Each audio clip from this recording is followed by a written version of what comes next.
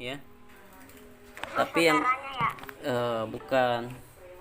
Tapi di sini Ustadz akan melanjutkan sahabat Nabi Al-Bara bin Azib, nanti Al-Bara bin Malik nanti, ya. Nah, Beda perjuangan ya? ya, nanti kita bisa bahas ke depan insya Allah, mudah-mudahan ada waktunya. Sebelum lanjut, Ustadz mau tanya-tanya dulu nih. Al-Bara bin Azib ini eh, siapa gurunya? Guru Nabi Muhammad. Nabi Muhammad Nabi langsung. Muhammad. Lahir pada Dua, 2 tahun kenabian. 2 tahun kenabian. Berarti Nabi Muhammad SAW diangkat menjadi nabi itu usia 40 tahun. 40 tahun. Nah, berarti Nabi Muhammad usia 42, Azib Bara bin Azib baru lahir. Begitu ya. Begitu. Jadi walaupun masih kecil tetapi eh, Bara bin Azib ini eh, apa namanya tetap ingin berjuang, ingin bersama-sama dengan Rasulullah SAW dalam berdakwah dan menyebarkan kebaikan di tengah-tengah lingkungannya, ya, ya, tengah-tengah lingkungannya. Kemudian Bara bin Azib ini terkenal orangnya pemalu, ya, terkenal orangnya pemalu. Contohnya ketika dia ditanya-tanya tentang agama, kemudian dia itu suka melihat di sekelilingnya ada siapa gitu kan. Nah, kalau misalnya ada orang lain, Bara bin Azib ini lebih memilih diam dan mempersilahkan orang lain atau sahabat yang lain untuk menjawab pertanyaan tersebut, ya.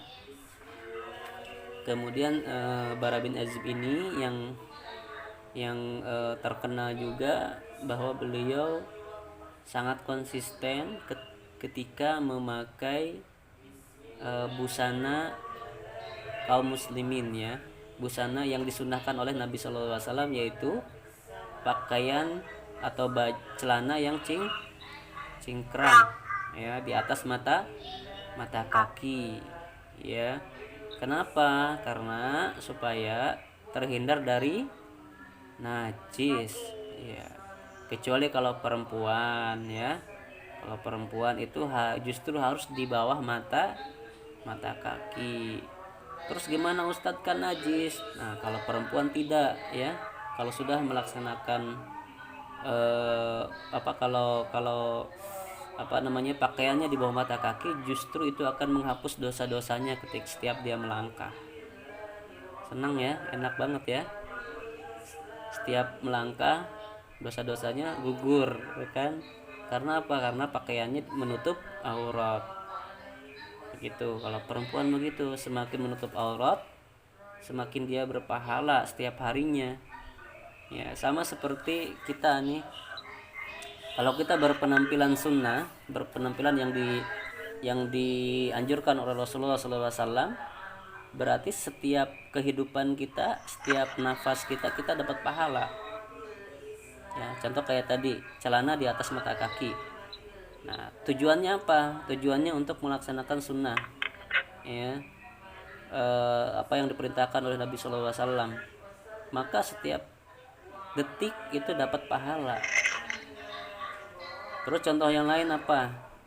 Memelihara jenggot misalnya. Kalau yang ada jenggotnya, ya kan? Memelihara jenggot itu juga sunnah Nabi SAW. Nah, kalau misalnya diniatkan untuk beribadah kepada Allah dengan menjalankan sunnahnya, maka itu setiap detik itu akan mendapatkan pahala. Luar biasa ya. Baik. Kemudian kita lanjut ke Bara bin Azib. Nah, pada saat kapan Bara bin Azib mulai berperang? Ya, perang apa? Ngikutin perang apa? Belum ya? Belum pernah materinya, belum sampai ya? Bara bin Azib ini baru mengikuti perang saat perang Uhud, betul ya. Tadi Syawal menjawab di chat Uhud ya. Itu pun usianya masih belasan tahun ya, masih usia SMP, SMA lah seperti itu ya. Ya. Teman remaja sebayanya itu siapa? Temannya itu Mus'ab. bukan Abdullah bin Umar. Abdullah bin Umar ini anaknya Umar bin Khattab. Anaknya Umar bin Khattab. Ya. Kemudian Zaid bin Thabit. Ya. Ya. Nah, kemudian Bara bin Azib ini pernah menjadi komandan pasukan mengalahkan apa? Mengalahkan kota apa? Apa ya? Kota Rai. Kota Rai, Teheran atau Iran. Ya. Kota Iran, sekarang negara Iran ya. Di sebelah Iran itu Turki. Ya. Iran itu tetanggaan sama Turki, tetanggaan dengan Azerbaijan, tetanggaan dengan Armenia. Tahu nggak? Armenia dan Azerbaijan sekarang sedang berperang. Tahu nggak beritanya? Nggak tahu. India sama Pakistan sedang berperang. Rebutin tanah ya. Iya, iya, Tanah terus masalahnya. itulah masalahnya. Baik, kita lanjut. Selanjutnya Bara bin Azib ini meriwayatkan berapa hadis? Ada yang tahu? 300 berapa ya gitu? 305. 305. Betul. Nah, salah satu hadis yang terkenalnya apa? Ada yang tahu? Malam pertama di alam kubur. Betul. Terus apa lagi? Apa ya? Kalau kita sedang sholat, itu, kalau kita sedang sholat nih, imam suka bilang, "Sausufakum." Ya, betul. Jadi apa namanya, meriwayatkan tentang lurus dan rapatkan saf ketika sholat. Kemudian tali Islam yang paling kokoh, ya. Tadi yang siapa? Apa ya? Iya, tadi Islam. tali Bukan Islam, bukan sholat. sholat yang ini Kata Nabi Muhammad yang kurang tepat. itu yang tadi saya jawab, tali Islam yang paling kokoh, ya kan, yaitu mencintai karena Allah dan benci karena Allah, ya. Bisa dibacakan ya hadisnya ya. Ahmad meriwayatkan dari Al-Bara bin Azib radhiyallahu anhu, ia berkata, suatu ketika kami duduk di dekat Nabi sallallahu alaihi wasallam. Lalu beliau bertanya, ya kan, siapa yang bertanya? Nabi Muhammad sallallahu alaihi wasallam. Jadi di situ ada Al-Bara dan Nabi Muhammad SAW bersama para sahabat, ya kan. Nah, kemudian Nabi SAW bertanya kepada para sahabat, apakah tali Islam yang paling kuat? Nah, para sahabat menjawab, sholat, ya kan. Nah, beliau berkata, Nabi SAW berkata, bagus, tapi bukan itu, katanya, gitu ya. Mereka kembali berkata, puasa Ramadan. Bagus, tapi bukan itu. Ya, beliau berkata, bagus, bukan salah nak, tapi bagus, tapi bukan itu, ya kan. Mereka kembali berkata, jihad. Nabi SAW menjawab, bagus, tapi bukan itu, ya kan. Terus apa? Kemudian Nabi SAW menjawab, sesungguhnya tali iman yang paling kuat adalah bahwa engkau mencintai karena Allah dan membenci karena Allah. Begitu ya.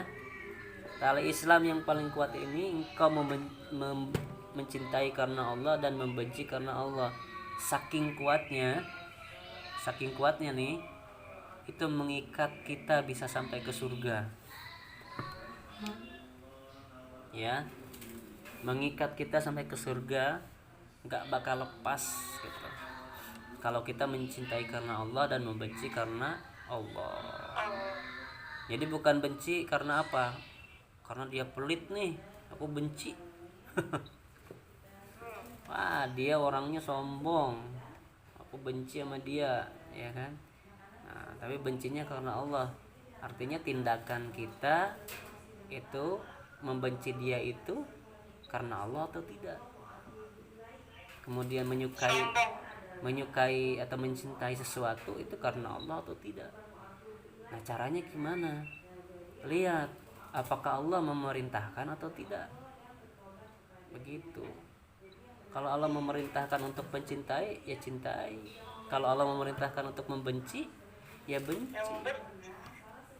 Banyak hal-hal yang dibenci dan yang dicintai oleh Allah. Lihat dari hadis-hadis Nabi Shallallahu Alaihi Wasallam. Makanya kita harus terus belajar, ya, harus belajar. Contoh begini, kita misalnya berbakti kepada orang tua, itu diperintahkan Allah atau tidak? Iya. Nah, berarti Allah suka, berarti Allah cinta. Begitu. Terus mendurhakai orang tua, ya, Allah cinta apa benci? Benci. Allah tidak suka anak yang mendurhakai orang tua. Jangankan mendurhakai, ya. Mendurhakai itu apa? Menyakiti hatinya, ya. Tidak boleh berkata ya, berkata ih atau is, itu pun tidak boleh kita kepada orang tua, ya. Jadi kalau yang kita tidak sengaja berkata apa gitu ya, kepada orang tua yang menyakiti hati orang tua, maka kita harus minta maaf kepada orang tua dan beristighfar. Ini sudah ada kelas 4 ya nak ya. Siapa yang hadir? Siapa yang hadir? Itu Hanan itu kayak. Hanan. Intan kelas 4 itu bukan nama murid loh. Gak boleh Syawal. Itu bukan nama murid. Itu nama orang tua. Sorry kali. Ya. Jadi disapanya yang baik ya, itu nanti yang ada di sini itu kalau kelas luar, kelas 4 atau kelas 3 atau apalagi kelas bawah, itu ada orang tuanya, ya. Karena masih belum mandiri, belum bisa masih harus dibantu. Iya. Mana yang nama orang Tuh. Oh, ini Hulya, Hanif itu Hulya. Iya.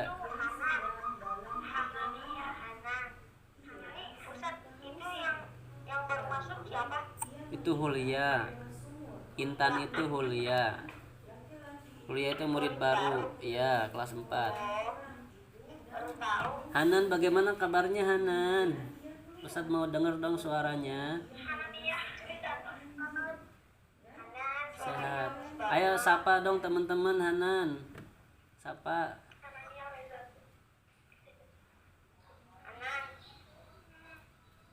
Mana coba kameranya? Mana remote kamera? Ayo buka kamera semua, kita lihat teman-teman. Sapa Hanan. Sudah buka. Hanan. Oh iya, lupa Ibadah Rahman anak baru Ustaz. lupa ada Fauzi di sini sama Fauzan. Cumanya satu, jadi lupa disapa. Ya. Tuh. Mana Hanan? Buka semua. Buka kamera. Honsa boleh tidak buka akhwat tuna. Oh, Honsa sudah besar. sawan buka wow. Iya. Iya, pokoknya gini deh, pokoknya kita seneng-seneng sama kelas 4 di sini ya. Alhamdulillah tuh ada Hulia sudah ada juga bergabung ya. Alhamdulillah. Anak baru. Baik, sudah disapa temennya. Kalau sudah kita lanjutkan materinya ya. Baik, kita lanjut. Nah, boleh ditutup lagi kalau sudah lanjut ya. Jadi teman-teman kelas 4 untuk literasi di kelas 6 ini kita membacakan atau menyimak tentang kisah para sahabat Nabi ya Shallallahu Alaihi Wasallam ya. Jadi Ustadz bacakan buku ini nih. Nah, Ustadz perlihatkan dulu ya. Oh iya. Nih, Ustadz bacakan buku ini ya, Barisan Pemuda Zaman Nabi. Ya. Jadi untuk kita menambah kecintaan kepada Nabi Shallallahu Alaihi Wasallam dan kepada para sahabat ya. Kita mengenal kita berusaha mengenal para sahabat Nabi Shallallahu Alaihi Wasallam. Siapa periwayat hadis-hadis ketika Nabi sudah wafat ya. Di antaranya tadi Bara bin Azib. Sekarang kita sedang membicarakan tentang Bara bin Azib, yang mana Bara bin Azib ini meriwayatkan banyak hadis, yaitu 305 hadis yang akan kita bacakan sama-sama di sini. Ya, tidak semuanya. Tapi beberapa yang akan nanti Ustadz bacakan. Yang pertama tadi masalah lurus dan merapatkan safnya ketika sholat. Nah, itu hadisnya dari siapa? Dari Bara bin Azib ini. Kemudian tali Islam yang paling kokoh, membenci karena Allah dan mencintai karena Allah, juga dari Bara bin Azib ini ya. Kemudian hadis selanjutnya hadis ketika Nabi Shallallahu Alaihi Wasallam hendak tidur. Nah, jadi Al-Bara ini kan satu rumah sama Nabi Muhammad SAW ya. Otomatis keseharian Nabi Muhammad SAW itu diketahui oleh Bara bin Azib ini, Al-Bara ini ya. Walaupun tidak semuanya, tapi sempat diketahui aktivitas Nabi SAW keseharian oleh Bara bin Azib ini.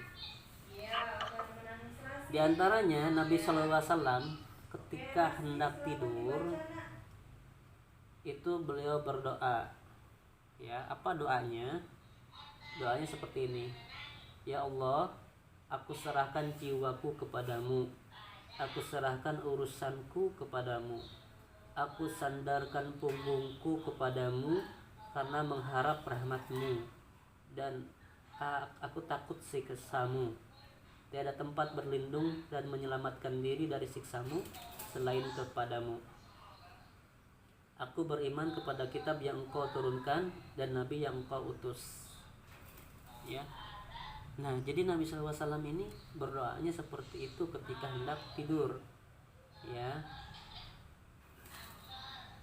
Allahumma aslamtu nafsi ilaik wa fawwadtu amri ilaik wa alja'tu zahri ilaik, dan seterusnya ya. Nanti mungkin bisa kita hafalkan hadisnya atau doanya. Tapi untuk kita yang paling umum untuk kita sebelum tidur adalah bacaannya gimana? Bacaan doa sebelum tidur apa?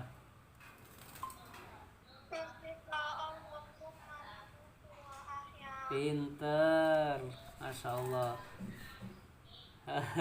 Mantep ya. Tuh, masa kelas 4 tuh udah pinter. Baik. Kemudian Bara bin Azib meriwayatkan lagi ya, selain itu yang ada di buku yang Ustadz baca ini, Nabi Sallallahu Alaihi Wasallam ketika hendak bepergian itu juga suka berdoa ya.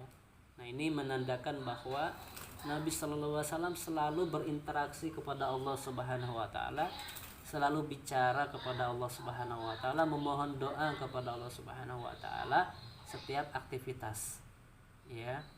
Karena Nabi Sallallahu Alaihi Wasallam sudah bertemu dengan Allah atau ma'iyatullah namanya, merasa diawasi oleh Allah. Nah, kita semestinya juga seperti itu ke depannya. Jadi di mana-mana itu kita selalu diawasi oleh Allah. Makanya kita malu kalau melakukan hal dosa. Begitu ya. Nah, begini Ustaz bacakan artinya ya ketika doa hendak bepergian. Ya Allah, jadikanlah perjalanan ini sebagai bekal untuk mencapai kebaikan, ampunan, dan juga ridho-Mu. Di tangan-Mu jua segala kebaikan berada. Sesungguhnya Engkau Maha Kuasa atas segala sesuatu. Ya Allah, Engkau pendamping dalam perjalanan ini dan yang mengurus keluargaku. Ya Allah, mudahkanlah perjalanan ini dan perpendeklah jaraknya. Ya Allah, sungguh aku berlindung kepadamu dari payahnya perjalanan dan buruknya pemandangan. Nah, dari sini kita bisa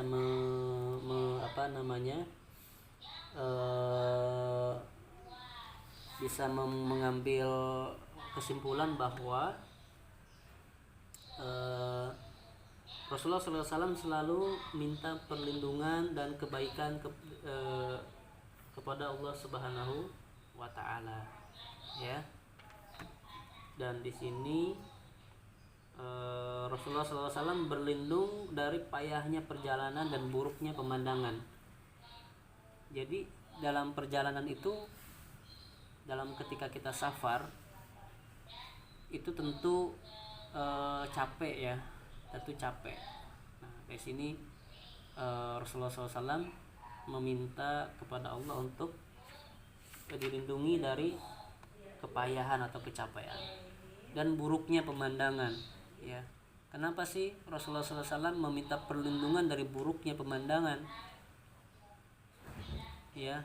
Bukannya bagus ketika berjalan-jalan itu banyak pemandangan ya. Maksudnya di sini adalah buruknya pemandangan yang tidak jelek, yang tidak bagus ya, atau yang jelek ya. Mungkin tidak sengaja ketika di perjalanan kita melihat hal-hal yang tidak baik, namanya di tempat umum ya kan. Tidak semua muslim otomatis pakaiannya pun tidak semua menutup aurat, begitu ya. Namanya juga sedang di perjalanan, semua orang ada orang selain muslim ya. Nah, di sini Rasulullah SAW meminta perlindungan kepada Allah, salah satunya itu ya. Bisa dipahami ini. Kemudian tadi saat hendak tidur Ustadz lupa kupas tadi, yaitu Rasulullah SAW menyerahkan jiwanya kepada Allah Subhanahu wa Ta'ala ketika tidur ya. Kemudian menyerahkan urusannya kepada Allah Subhanahu wa Ta'ala ketika sedang tidur ya kan. Kemudian menyandarkan punggungku kepadamu karena mengharap rahmatmu, maksudnya kekuatan ya. Punggung itu kan yang menopang duduk kita. Kita bisa berdiri itu karena kita memiliki punggung. Jadi kekuatan ataupun badan fisik semua itu diserahkan kepada Allah Subhanahu wa Ta'ala. Dan Rasulullah SAW takut kepada Allah Subhanahu wa Ta'ala ya. Takut dalam hal ini adalah takut siksanya Allah Subhanahu wa Ta'ala ya. Karena di sana ya, ketika kita sudah meninggal tidak ada tempat berlindung ya. Tidak ada tempat berlindung dan menyelamatkan diri. Jelas ya. Kalau ketika kita di dunia ini kita masih hidup, kita kepanasan saja atau kita kehujanan, kita cari perlindungan ada tidak? Ya. Tentu kalau kita kehujanan kita bisa cari tempat yang teduh. Atau kita pakai payung. Ya, kita pakai jas hujan. Ya. Atau kita pakai topi. Ya. Tapi ketika sudah meninggal, itu tidak ada perlindungan satupun, ya, tidak ada perlindungan satupun kecuali perlindungan dari Allah Subhanahu wa Ta'ala, ya, perlindungan dari Allah Subhanahu wa Ta'ala. Malaikat pun tidak bisa melindungi kita, tentu, ya. Amal-amal kita pun tidak, ya. Nabi SAW pun tidak bisa melindungi kita, ya, tidak bisa memberikan syafaat juga kepada kita kecuali diizinkan oleh Allah Subhanahu wa Ta'ala, ya. Amalan kita misalnya kita baca Quran setiap hari, kita berzikir pagi setiap hari, itu tidak akan melindungi diri kita ketika sudah wafat kecuali diizinkan oleh Allah Subhanahu wa Ta'ala. Jadi sebaik-baiknya pelindung siapa? Siapa jadi sebaik-baik pelindung? Allah. Betul. Allah Subhanahu wa Ta'ala. Jadi kalau gitu siapa yang butuh kepada Allah? Ya. Manusia, kita. Allah butuh kita apa kita butuh Allah? Ya. Kita butuh Allah, ya.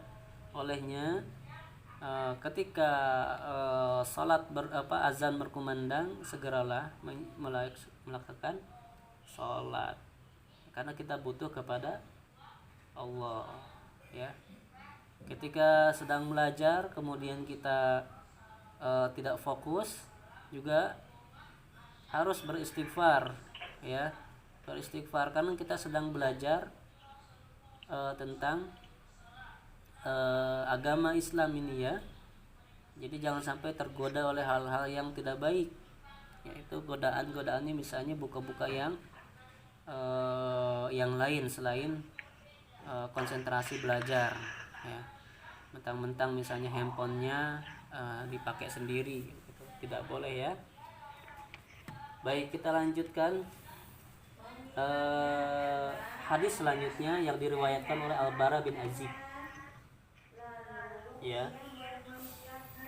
Abu Ya'la meriwayatkan dari Al-Bara radhiyallahu anhu, ia berkata, Rasulullah SAW menyampaikan khutbah kepada kami hingga suara beliau terdengar oleh gadis-gadis kecil di rumahnya, ya. Beliau bersabda, wahai kaum yang beriman, beliau bersabda, wahai kaum yang beriman dengan lisan, tapi iman belum masuk ke dalam hatinya, janganlah kalian menggunjing kaum muslimin, dan janganlah kalian mencari-cari aib mereka, karena siapa mencari-cari aib saudaranya, Allah pasti mencari aib-aibnya.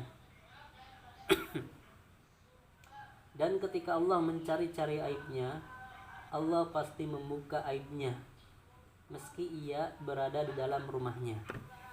Aib kita, Ustaz. Iya, ya. Dan kita membuka aib orang. Iya, membuka aib orang, membuka kesalahan orang lain, mencari-cari kesalahan orang lain, ya. Baik, nanti Ustaz jelaskan sekali lagi.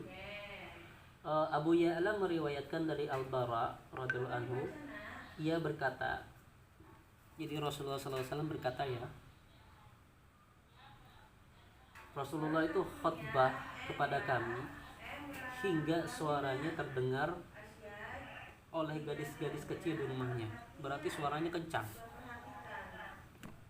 ya. berarti suara Rasulullah SAW saat khutbah itu adalah kencang. Saking apa? Saking pentingnya hadis ini. Saking pentingnya hadis ini diketahui oleh semua orang. Ya, saking pentingnya hadis ini diketahui oleh semua orang. Hingga suara beliau terdengar oleh gadis-gadis kecil di rumahnya. Gadis-gadis kecil pun mendengarkan. Apa yang dikhotbahkan oleh Nabi SAW? Ya. Jadi khotbahnya seperti ini. Wahai kaum yang beriman dengan lisan. Tuh, dengarkan ya. Wahai, pelan-pelan. Wahai kaum yang beriman dengan lisan, tapi iman belum masuk ke dalam hatinya. Oh. Nah, tadi ada suara-suara. Ustaz ulang. Wahai kaum yang beriman dengan lisan, tapi belum masuk ke dalam hatinya. Jadi keimanannya itu baru dalam lisan saja. Oh, saya beriman. Saya beriman kepada Nabi Muhammad. Saya beriman kepada Allah. Tapi hatinya belum. Ya, hatinya belum. Kenapa? Nah, karena ini masalahnya. Janganlah kalian menggunjing kaum muslimin, dan janganlah kalian mencari-cari aib mereka. Jangan ngomongin orang deh. Nah, bahasa Betawinya gitu. Jangan ngomongin orang, ya, apalagi cari kesalahan orang. Nggak boleh, ya. Kalau begitu, itu masuknya ke dalam ghibah, ya. Nah, kenapa nggak boleh? Karena siapa saja orang yang mencari aib saudaranya, mencari kesalahan orang, ya, Allah pasti mencari-cari aibnya, ya.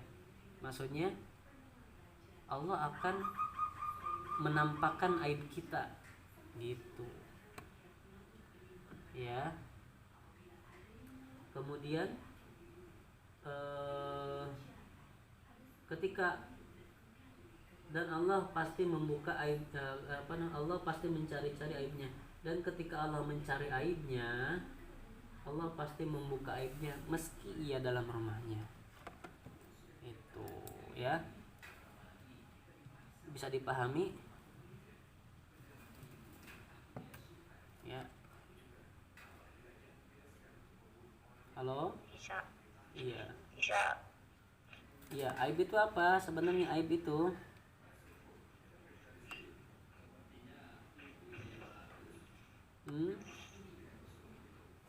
aib itu adalah sesuatu yang jika diketahui orang itu jadi malu gitu. Jadi jangan kesalahan dan yang bisa membuat malu orang itu kalau diketahui orang, ya.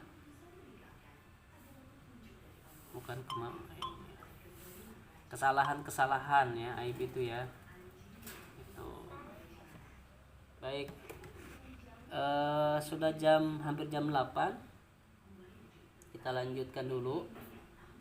Hadis yang terakhir yaitu hadis pertanyaan di alam kubur yang tadi Fahmi sampaikannya. Nah, ini hadis yang terkenal. Nih. Abu Daud dan Ahmad meriwayatkan dari Al-Bara radhiyallahu anhu, ia berkata, kami pergi bersama Rasulullah SAW mengantarkan jenazah seorang Ansor. Ansor itu ya nanti dijelaskan, ya. Kami tiba di kuburan, tapi liang lahat belum digali. Kami tiba di kuburan, tapi liang lahat belum digali. Lalu Rasulullah SAW duduk, dan kami pun duduk di sekitar beliau. Seakan-akan di atas kepala kami ada burung. Beliau memegang tongkat yang beliau pukul-pukulkan ke tanah. Kemudian beliau mengangkat kepala lalu bersabda, ya. Jadi begini, eh, apa namanya eh, Rasulullah mengantarkan jenazah seorang Ansar, kemudian bukannya langsung apa namanya tidak langsung dikuburkan ya, tetapi Rasulullah SAW duduk, kemudian apa tadi itu, seakan-akan di atas kepala kami ada burung. Seakan-akan di atas kepala kami ada burung. Maksudnya apa di situ? Saking tenangnya, saking sunyinya. Rasulullah SAW tidak berkata, tidak bergerak, kayak patung begitu. Ya, semuanya pun begitu, kayak patung. Kenapa? Karena kalau burung kan pasti hinggapnya itu di patung ya, atau di pohon gitu ya. Nah ini saking tertegunnya ya, Rasulullah SAW itu diam, seakan-akan ada burung di atas kami ya. Kemudian Rasulullah SAW memukulkan tongkatnya ke tanah, kemudian beliau mengangkat kepala lalu bersabda begini. Rasulullah SAW bersabda, mintalah perlindungan kepada Allah dari siksa kubur sebanyak 2 atau 3 kali ya. Mintalah perlindungan kepada Allah dari siksa kubur itu sampai 2 sampai 3 kali. Setelah itu beliau bersabda, jadi Rasulullah ini mengatakan mintalah perlindungan kepada Allah dari siksa kubur itu sampai 3 kali ya. Setelah itu beliau bersabda lagi, sungguh hamba mukmin ketika berada di penghujung dunia dan menuju akhirat, malaikat turun kepadanya dari langit ya. Paham nggak maksud Ustadz? Ketika ketika hamba mukmin wafat atau meninggal dunia ya kan, meninggal dunia, malaikat akan turun kepadanya dari langit. Wajah mereka seperti matahari. Mereka membawa kafan dari surga dan kamper dari surga, hingga mereka duduk di dekatnya sejauh mata memandang. Kemudian malaikat maut datang hingga duduk di dekat kepalanya. Kemudian ia berkata, wahai jiwa yang baik, keluarlah menuju ampunan dan ridha Allah. Nah, ini ketika yang meninggal siapa? Hamba mukmin. Siapa hamba mukmin? Orang yang beriman. Ya, orang yang beriman kalau meninggal itu nanti malaikatnya datang dari langit. Ya. Beliau meneruskannya. Ya, Rasulullah SAW terus meneruskannya. Ia atau ruh dari hamba mukmin ini keluar mengalir laksana tetesan mengalir air dari ujung wadah air. Lalu malaikat maut mengambilnya. Jadi seperti mengucurkan dari teko gitu ya. Kemudian diambil oleh malaikat maut. Jadi bukan dicabut, tapi mengalir sendiri, keluar sendiri. Ya, keluar sendiri. Saat mengambil nyawa itu, para malaikat tidak membiarkannya berada di tangan malaikat maut barang sekejap mata pun hingga mereka ambil ya. Jadi para malaikat yang lain itu ikut mengambil, ikut membopong, ikut menyambut ruh hamba yang mukmin ketika dia wafat ya. Jadi bukan dicabut nyawanya ya, kalau orang yang mukmin ya. Jadi tadi seperti Ustadz sampaikan, ini bukan dari Ustadz ya, ini dari hadis yang disampaikan oleh Al-Bara. Nah, ruh pun keluar mengalir laksana tetesan mengalir dari ujung wadah air, kan? Mengalir kan? Beda sama dicabut ya. Dicabut kan berarti ada paksaan, ada sakit ya. Nah, kemudian kembali ketika sudah mengalir diambil oleh malaikat maut dan malaikat-malaikat yang lain memegangnya. Lalu mereka meletakkannya di kain kafan dan kamper. Kain kafannya dari surga, kampernya pun dari surga. Ya. Dari ruh itu keluar aroma kasturi paling wangi yang pernah ada di muka bumi. Ya. Paling wangi yang ada di muka bumi. Beliau meneruskan, lalu mereka membawanya naik, ya, membawa naik ke langit, ya. Nah, tapi insya Allah Ustadz lanjutkan literasinya besok karena hari ini sudah selesai waktunya, ya. Jadi sampai situ dulu, insya Allah. Jadi sampai mana tadi? Sampai mana tadi?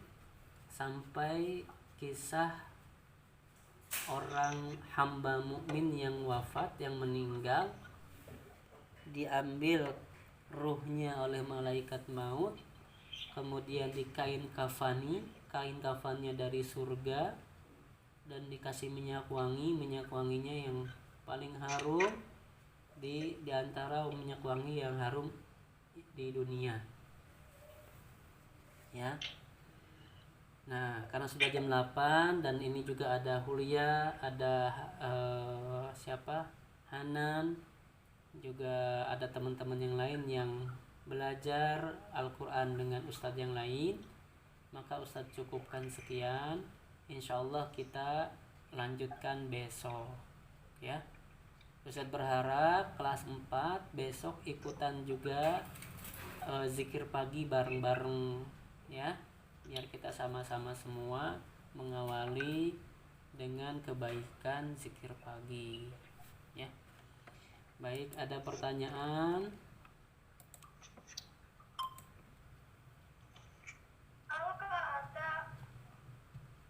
Tidak ada ya.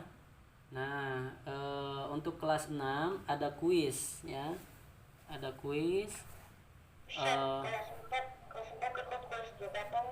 Kelas 4 belum. Kelas 4 belum, ya. Kuisnya berbeda kelas 4.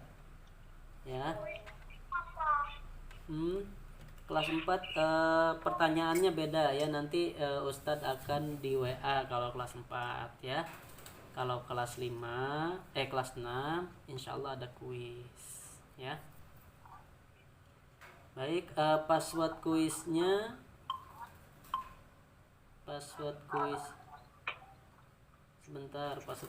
adalah